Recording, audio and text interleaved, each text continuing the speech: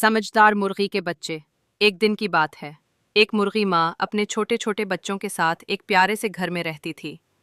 वो रोज बाजार जाती थी और अपने बच्चों के लिए खाने का दाना चग कर लाती थी।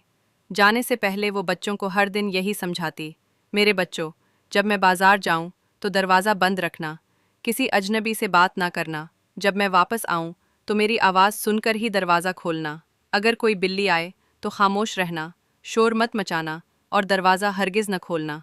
बच्चे बहुत समझदार थे, वो माँ की बातें याद रखते थे और दरवाज़ा हमेशा बंद रखते थे।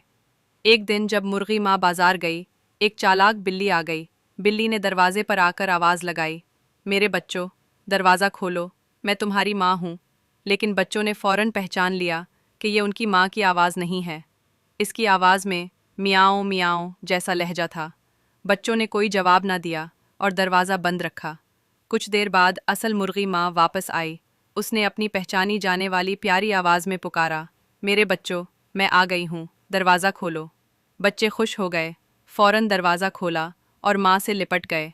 मुर्गी माँ ने प्यार से कहा, शाबाश मेरे बच्चों, तुमने मेरी बात मानी, बिल्ली के धोखे में नहीं आए, मुझे तुम पर फ़ख्र है।